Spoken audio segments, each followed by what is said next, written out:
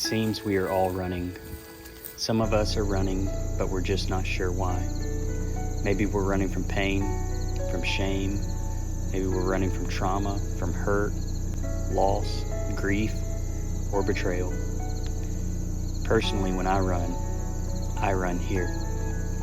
I run to sit and embrace the goodness of God and His creation.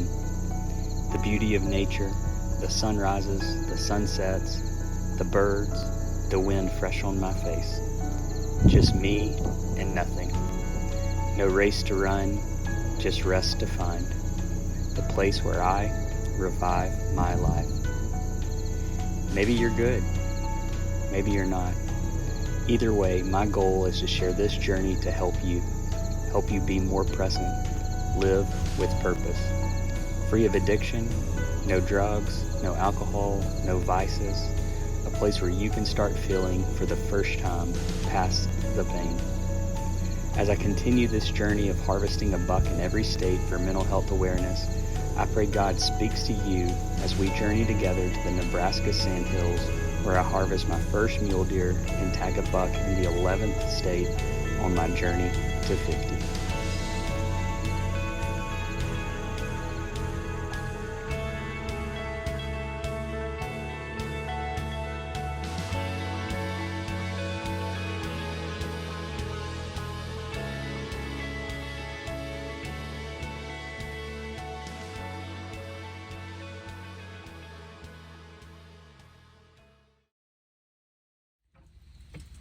Here we are, Nebraska, 2 days away from the opener, excited. We are gonna head out in the rain here, try to cover some ground and just drive around, just kind of familiarize ourselves with the area. And then after we start to cover ground, what we'll do is we'll just kind of both e-scout and scout on our feet and just slowly start to eliminate possible points of interest, areas that we e-scouted, thought that it was good, we see in person, or just not finding either tracks or sign that we're looking for. So we have over 100,000 miles of national forest that we are covering here, out here in Nebraska in the Sandhills, and it's a lot, but we're going to get after it in the next few days. We got 2 days before the opener on Monday, so we are going to drive these forest roads. They go all over the place, miles upon miles. Forest road, miles upon miles of the sandhills. You have patches of trees kind of woven throughout. You have pines, you have cedars, you have a lot of different farmland, but we have covered a pretty good bit already, just leading up to today, but we're going to go ahead and start to just slowly eliminate piece by piece. We have found a lot of cows. This is definitely rancher's paradise. There's cows all over the place, windmill after windmill, just all over the place out here just to be able to provide water. So we're going to just try to pick up tracks around these windmills and see if anything's coming to those over the nighttime, and then try to backtrack and just get our heads wrapped around what it's like to hunt here in Nebraska.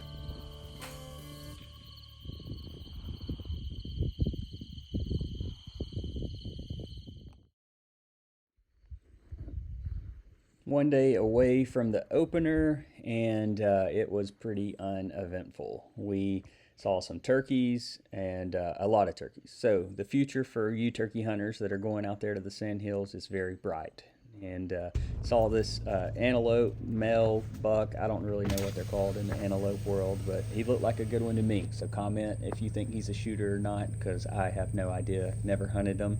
But they are an interesting looking creature, that is for sure. He went out, he had a bunch of females or does behind him. There's probably a whole herd he was chasing after, so I don't know if it's their rut or if it was just coincidental, but we pretty much spent all day scouting, just bouncing from public land piece to public land piece, and eventually decided to settle in on this one WMA that was had a river. So basically north end was WMA, south end of the river was WMA, and we set up looking across from the north end to the south end and came across a good bachelor group with this big giant 8-point in it. So we'll go ahead and jump in from here.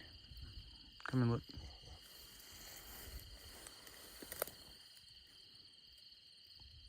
See him right there?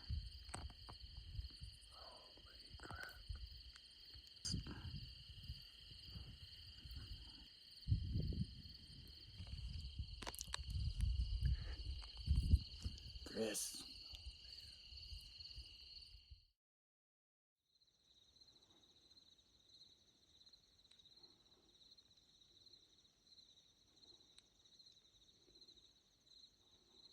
Well, it's not even 8 a.m. on day one, and I'm already feeling like, one, exhausted, two, like someone deflated my balloon, because I literally got here at sunrise. I was sighting my crossbow down the way, pulled up, and right on the crest of the hill, right as the sun was coming up, I could see a deer. Put the binoculars on it. It's the 8-point from yesterday.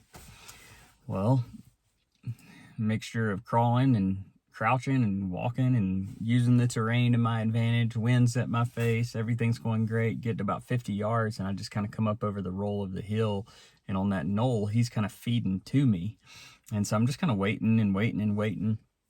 About the time I see his throat patch, I feel the wind just hit the back of my neck, and I'm like, oh no.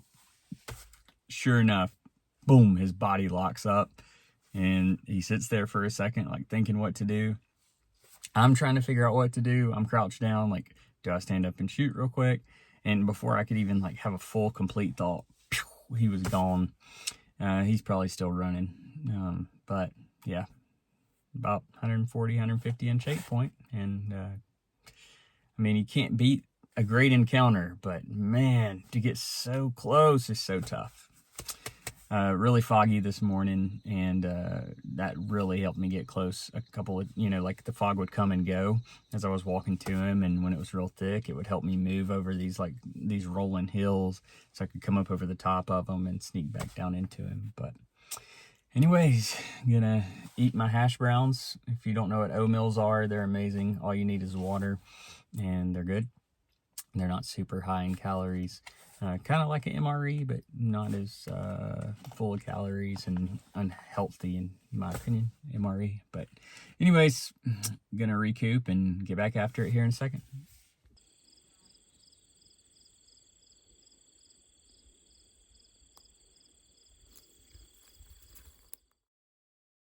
And so day 1 through day 3, you can get a glimpse of what it looks like here, and it is just absolutely treacherous for me. I drove my truck on these, what you would say forest roads are, which are glorified like cattle trail roads. I mean, they're made for side-by-sides and ATVs. They're not made for trucks, especially my little Ford Maverick. But hey, we made it through and we did it. Where we drove, I mean, we drove probably hundreds of miles out here. I went and filled up my tank twice while I've been out here, and that's just a really, my thought process behind that was just a process of elimination. Are we seeing deer? Are we seeing cattle? Where is the people hunting? Where are we seeing activity? Because I know that usually a mature buck, they want that food, they want that water, and they want that shelter, but they also want that isolation. They don't want to be bothered, whether it be by people, whether it be by cattle, whether it be by predators. They want to set themselves up where they can go about their day completely unbothered by anything. And so I had to really narrow that down from 100,000 acres here on this national forest down to a good concentrated block of about 30 acres, where I was hoping that I would be able to find some deer. And so in order to achieve that, we had to station ourselves north of there about 2 miles. And so it took a 10-mile drive to the east and a 5-mile drive to the south. And then we dove off about half a mile again to the east. And then that put us above them about 2 miles to the north. And so what we did from there is we moved to the east, and then we came south, and then we went back west. And so that way we had that northwest wind kind of to our face, or kind of at a crosswind. So we can maneuver through that, let our wind push down into this valley, and have the opportunity to either see something or bump something up as we stayed on that kind of off of that quarter of that ridge, seeing down in the valley, but then also just being to have have our eyes just right on top to kind of see up into these other hills and valleys. And as we started to ease through these, we found an abundance of persimmon trees. We actually ate some. They were really good. It was a really good little treat as we were walking through on that long hike. So it ended up being a full one-way in, about 3.5 miles. And so once we get in there, we're easing through these just pockets of trees, and then we see this area where there is a big knoll up high. You have a small knoll down below, and you can see that it's a thermal hub on the other side based off of what we were seeing on Spartan Forge. And so we just eased into that.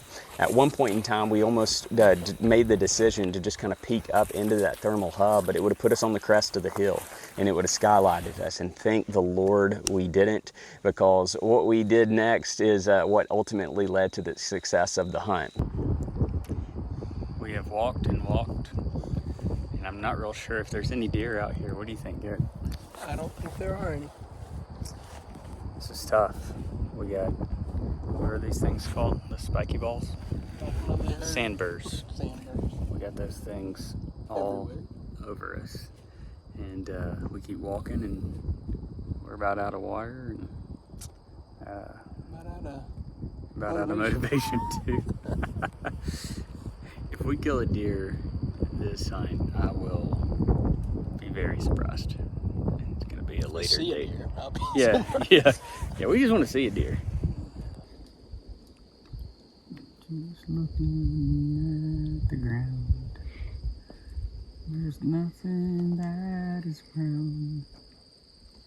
No deer here today. Tomorrow. Either way, you could go left.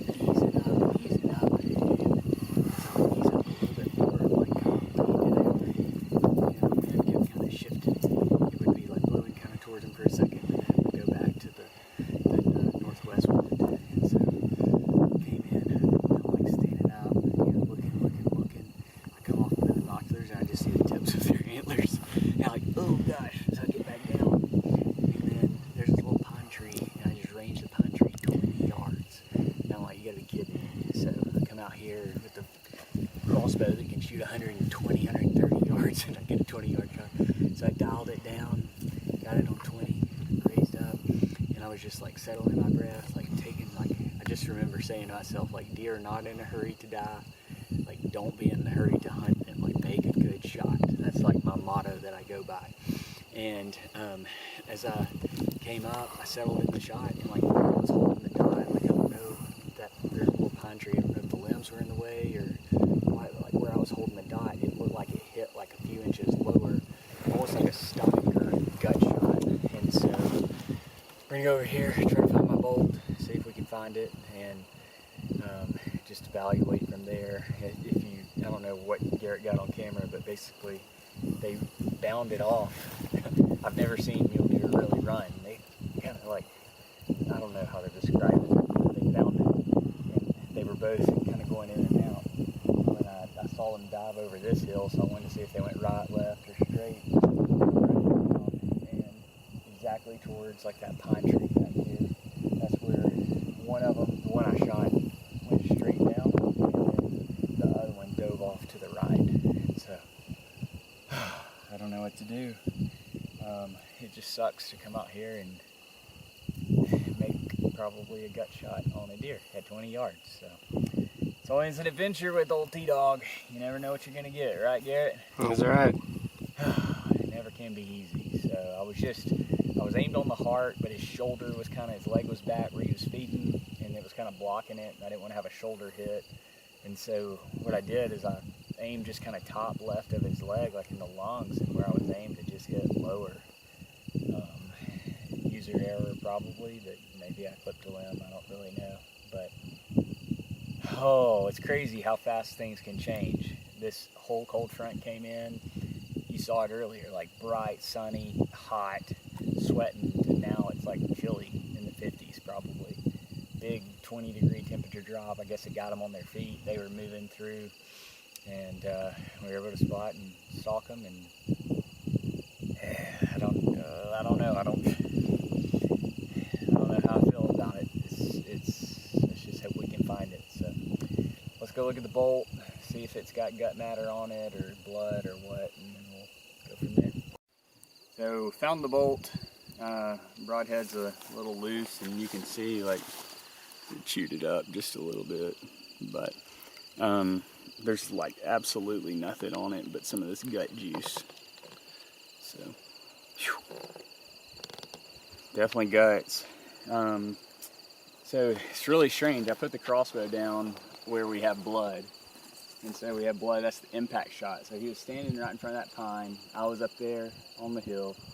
Shoots down, and like the path should have been like over here, but it's like it went in the deer and then turned, and then we just found it like laying on the ground, like not even in the ground.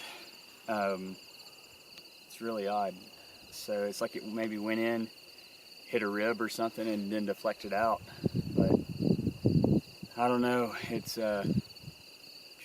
definitely a gut shot, so I don't know, we might track it for a second, and if we're not finding just like pouring of blood like lung or heart, we'll back out and call a dog and probably give it 12, 16 hours and see. I don't even know if there's a dog, I don't even know if there's a dog tracker willing to come out this far. I mean, we're 18 miles back, so it was 15 miles of driving a road that I'm not really sure if it existed or not. I just saw the aerial view and some old remnants of it, and then we came out this old cow road, stopped, we walked 3.5 miles, so we went east to come back in on that northwest wind to our face. We went east and then south, and then we're coming back in. That wind was blowing like this, so we had the advantage to be able to come in and kind of spot and stalk without them smelling us. But whew, it's a long ways out here, so we're going to try to see what we can come up with by ourselves, and if not, we'll call a dog tracker.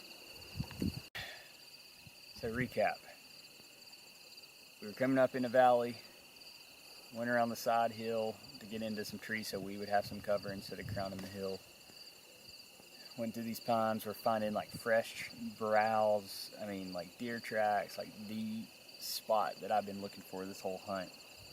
And see 2 mule deer, see that they have antlers big enough to shoot, kind of just go into kill mode, run back around, finally get a shot as y'all saw. But for whatever reason, like where I was aiming, it hit low, so I don't know, I mean probably just me, I don't think the pine tree limbs were in the way. But anyways, deer ran that way. We've tracked it, you know, as far as we can out of, what was it, 100,000 acres. There's a acre private parcel in the middle of it, and guess where the deer ran? That direction. So I've got Dana and Frank Miller, the local game wardens. They're calling, trying to help me find a local dog tracker, because everybody that I've called that's a dog tracker is too far from here. I am waiting to hear back on the dog tracker, and they're trying to get a hold of the property owner for us to hopefully be able to get permission and track this deer. So it's always just stressful, man. I would hate to know that I wounded a deer and just didn't get it, but good old emotions of hunting. I think with a crossbow at 20 yards, I wouldn't have an excuse, but felt good about it. Pulled the trigger nice and calm. Was excited. Just dove down. I don't know if I pulled my head up. Whatever. It's relevant now, but I'll update you soon. So basically, shoot the deer, get hit low, number. It's got gut matter on the smells like it. Deer runs. I've never really seen a mule deer run, so I don't know.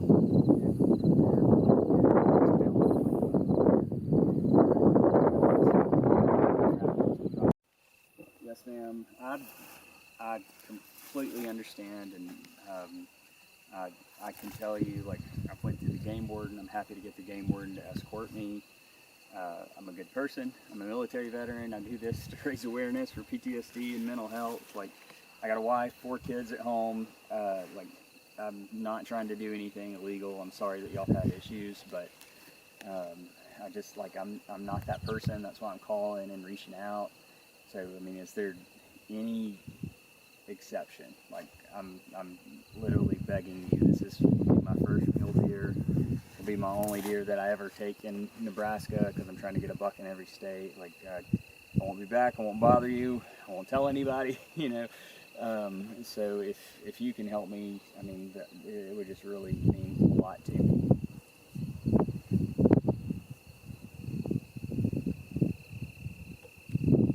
Okay. Yes, ma'am. I understand. Well, if you have a change of heart, or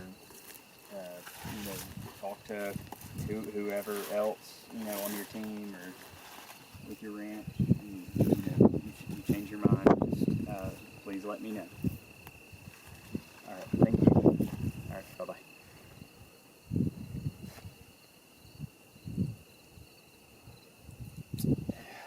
So she was super nice, very, very kind, but they've just had a lot of issues since they bought this ranch with poachers, or people saying they have permission, or even people saying they're going to track an animal and they're really not going to track it. And she just basically told me, no, it's not happening. And so I'm gonna call the game warden and see, like, is there any legal authority in Nebraska if they escort me? But I don't think there is. So I just don't know. I don't know. It's like, man, that deer is literally like right down the hill. Oh, I'm just gonna start praying she has a change of heart. Okay, so we're sending a last-ditch effort text, begging. So I said, hi, thank you for taking my call earlier. I completely understand and respect for your role. And then I say, like, I'm only asking permission to track a wounded deer, like no weapons, just on your piece of land to help, just like ease concern. I have military ID, I can provide references, I can send you my business information, I can sign a liability waiver, I can pay for a 1-day lease fee, I can contact you when I'm starting and finishing, when I'm on and off the property. I said, I know that these situations have been bad for you in the past, but I can promise you it won't be the case here. I'm grateful for your time and would sincerely appreciate any additional effort you can make in helping with this request. I'm also happy to ask the game warden to be present while tracking, if that would be an option. Thank you again, Taylor. So we will see. I'm like on the verge of tears. That was a huge buck, especially for public land, and to just drive 20 hours, make a bad shot, like you know it's your fault. And it just stings. So I've never had a property owner not let us track, but first time for everything, and just praying a change of heart. Like, I'm gonna get my Liddy, my 2-year-old, I'm gonna get her to send her a video and ask her. So, all right, I'll see.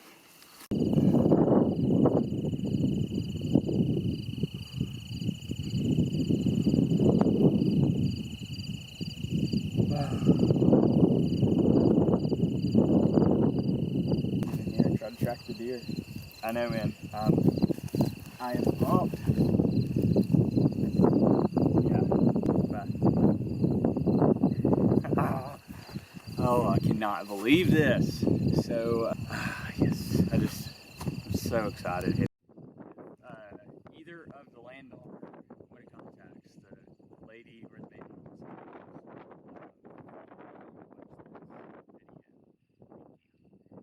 giving me this opportunity. Promise I'm not a bad guy, doing the right thing, just trying to honor and respect the property, and just really grateful for the opportunity. So you can see I was about ready to cry over the deer. I know if you don't hunt it, it doesn't make sense, but it's just 20 hours here, and then a long ways out here, nowhere to find deer. So I'm excited.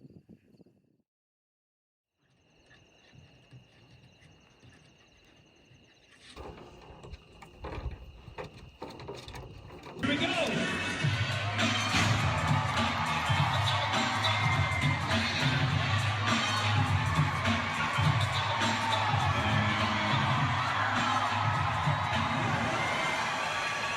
Pretty good when you ride the horse one. What do you say, Barney?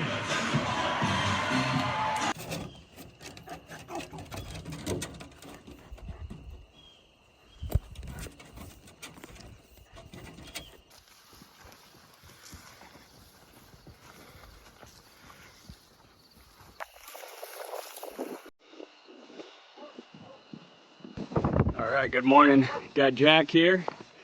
2 head. So he's got to go for the money. First place. Wrong, Jack. Ready to track this deer. Jack is the property owner here to help us make sure that we can track this deer where it went. Lane's got Ike, and Garrett's here to enjoy the party. So we're praying that we can find it. We're gonna get started. Down I ran, and then that's when I saw him go over. There's a cedar I can point out that they were the last place I saw him. One went down the hill and one dove to the right. The one I shot went down the hill. I thought he went down, but I kept pulling me this way. But Good boy. You ready, Rips? Yeah. congrats, man. dude. Yeah. Yeah, we did it. Yeah, man. Thanks, Jack, dude. Without you, man, we wouldn't be able to be here. I appreciate it. Oh, this is why when you got shot a deer, you do not push it.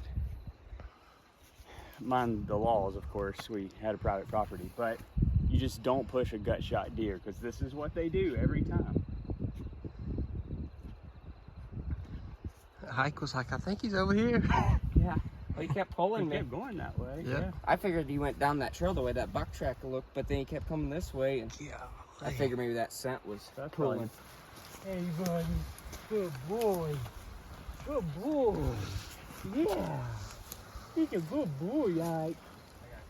That's a good boy. Yes, it is. Oh, Good grief. good boy. That shot wasn't that bad. Oh, you okay? Good boy. Good boy. There he is, guys. Holy cow. Absolute stud. Oh my gosh, dude. He didn't run far at all. But just shows God is good when you do the right thing. Heck of a deer. I'm pumped. It's my first mule deer ever, and I can't believe it. Okay, to kind of summarize everything and how the events transpired up to this point, I'm just going to kind of talk through the timeline. So obviously shot the buck about 300, maybe 400 yards from where it bedded down. When you know or you think it's a gut shot, the best thing to do is just kind of get a reference point of the direction and then back out, because that deer is going to express that hoof scent, and then that way Ike or a doggy like Ike can come in and track it. It's a clean track, no issues.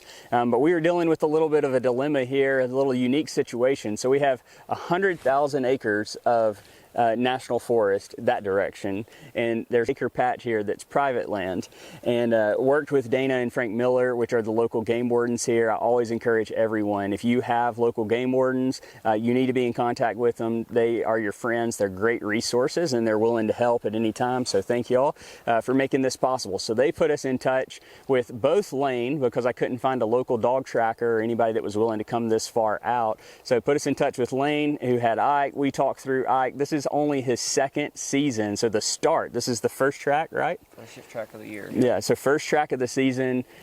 He is doing superb as a young dog and came right to it. And so it's we're really proud of him. He's obviously proud, you can tell, of his efforts. But he even kept pulling us towards exactly where the deer was, and we kind of thought it dove off into the creek even further. And the next thing you know, Lane's yelling and saying, hey, here's the deer. And so 300 yards later, not bumping it, we found it. But Lane, you know, get in touch with him. Well, then I called Dana back and Frank, and I'm like, hey, this went onto private property. Can you help us figure out who this landowner is? So that's when I called Kenna, which is Jack's fiance, and we started talking through the details of that. And they made a one unique exception. No weapon involved, nothing, tracking this deer ethically and legally. So Jack met us out here this morning. He came in from the north on a side-by-side. We came in from the south on trucks. And so each direction's about 15 miles in total once you weave through everything. And so just a long ways in here to come to the end of a really, really awesome journey of my first mule deer. As you know, we do this to just promote mental health awareness, and just PTSD and mental health is something that a lot of people struggle with, but they don't talk about.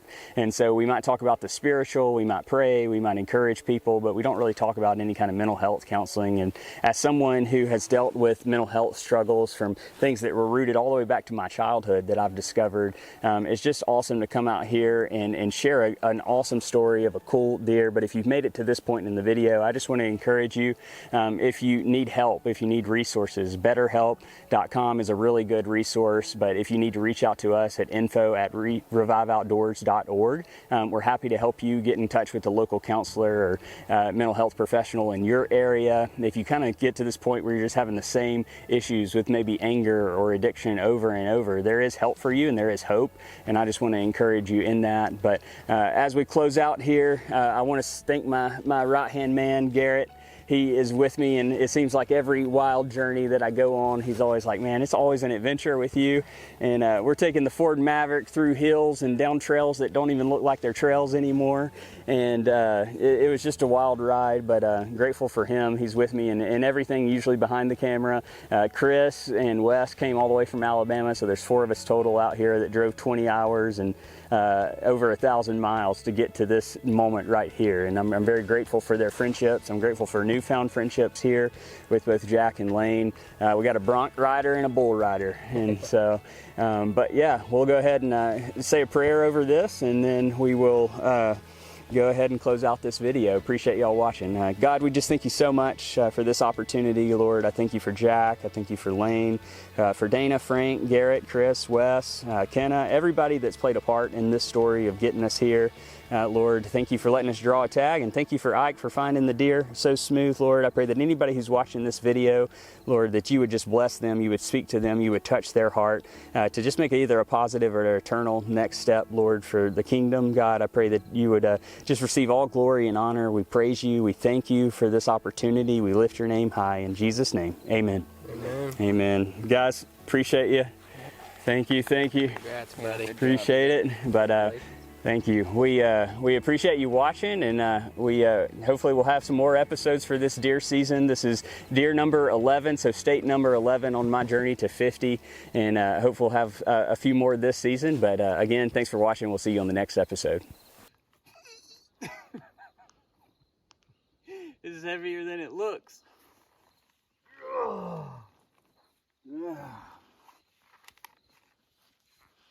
All right, I'm ready. Oh, geez.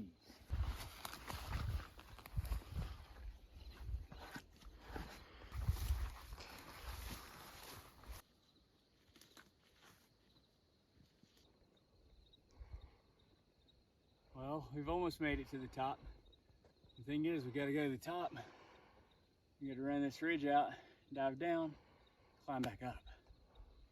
So you can see, look at all that. It is a deep valley. My trusty co-pilot for the pack out. Down here in the bottom, it doesn't look like it's steep, but it's one of those things on camera, it just doesn't justify how deep this valley is. And you can see, maybe that gives you an idea. Whew, it's a lot of work, my back's hurting.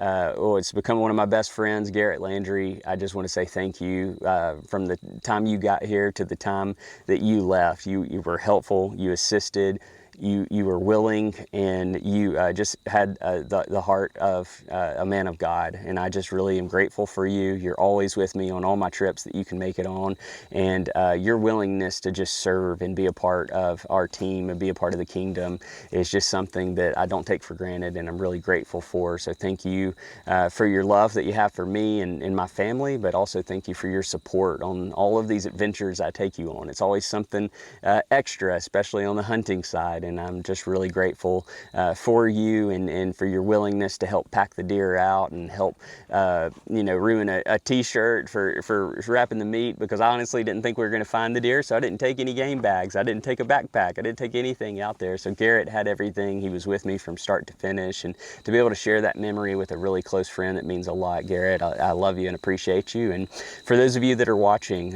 let's just get real for a moment. At the start of this episode, I just wanted to talk about the mental health aspect. If there's things that you are running into over and over, whether it be you always fall back to anger or some type of addiction, whether that be sexual or drugs or alcohol, or you just always have this same relational conflict kind of revolving door in your life, I just wanted to encourage you that there is hope and there is help. And by no means am I perfect, but I've reached out to counselors and sought mental health. I obviously come from a very strong Christian walk, but there are certain things that we need from counselors to be able to really tap into the potential of healing and self-healing our brain. Our brain has the capability to do that, but also to be able to understand the tools to help us get better and help us make better decisions. And then at the end of the day, I was very reluctant to get on any kind of medicine, but I've been able to get on medicine that has also helped me with my PTSD, with my anxiety, with everything that I've went through from both childhood and the military. And so don't be reluctant to try these things and take these next steps. A thing I always tell people, if you take that next step and you get paired with someone as a counselor or a mental health professional that you don't like, good news is you can just choose another one. You're not going to jive with every personality, with every person, but don't give up. Do it for yourself. Do it for your wife, for your kids, for your family, for the people that you're in relationship with, because I want you to be the best that you can possibly be, that God designed you to be. But unfortunately, things happen. Trauma happens in our lives, and we need help to be able to get through that. And so a lot of times when we deal with these traumatic experiences, our brain doesn't have the ability to file that away in the long-term memory. It's like a wad of a piece of paper on top of the filing cabinet, and everything, gets jarred sometimes, and all those pieces of paper that are wadded up on top of the filing cabinet come crashing down on top of you, and you got to pick up all the pieces again. And so what mental health professionals can help you do is take those papers, smooth them out, and not be wadded up balls of paper anymore. Smooth them out, file them away in your long-term memory, and it actually be something positive that helps you heal. And so I just want to encourage you in that to take that next step. Happy to help you. You can reach out to us on our website at info@reviveoutdoors.org. But I want you to remember that God can revive your life through the outdoors, so you can make both a positive and an eternal impact in those around you. Thank you again for watching. We appreciate your support. We love you. Jesus loves you. Thank you. See you next time. If this is your first time to our channel, I want to tell you a little bit about who we are and what we do here at Revive Outdoors. So we are a nonprofit based out of Birmingham, Alabama, serving multiple states through our mission. Our mission is to make a positive and an eternal impact through conservation. The positive side of that comes to helping connect people through mental health counseling, and then the eternal side is connecting people to salvation through Jesus Christ. So what we do to accomplish that mission is we teach adults how to hunt. So we have a hunting 101 workshop where they can learn all about either deer or turkey hunting, and then they qualify for a one-on-one mentored hunt with our team. We have over 40 volunteers that volunteer their time to take these mentees out on mentored hunts. During that mentored hunt, they're going to take what they learned in that workshop and they're going to apply it to that hunt. But while they are also on that hunt, our team is going to identify where they are at in their walk in life. Do they need to take a step towards mental health counseling, or towards salvation, or towards joining our team, or maybe getting connected with the church or a small group? We want to make that positive and eternal impact. And since 2020, we've had 400 100 adults come through our mentorship program. We have seen over 100 get connected to mental health counseling, and we have seen 54 individuals receive salvation through Jesus Christ. So God is all in this and leading us to make a huge impact for the kingdom, and we are grateful to be a part of that. And ways that you can be a part of that is you can join our team as well. Whether you're in Alabama or maybe you're in another state, we have virtual meetings where you can connect. Thank God for technology. You can connect to our team, but we would be happy to connect with you if that's something that you're interested in. If you'd like to support us financially, first thing first is use the discount codes or click on the links that we have for the products that you are looking to buy. If you click more and then you hit more again, it'll get to our show notes. You click that link. I know it's an extra step that you have to take, but it helps that company know that you came from our channel, and they will make a donation back to our mission here at Revive Outdoors. You can also give through Venmo, PayPal, or our website if you want to support us that way. But before you leave this episode today, be sure to like the video and then subscribe to our channel if you haven't done so yet. It's completely free, doesn't cost you anything, but helps us out a ton. And then be sure to comment any questions that you have, but also comment what you want to see in future episodes so we know what kind of content that you are looking for, so we can help you make those informed purchase decisions. But we thank you again for watching today's episode, and we will see you on the next one.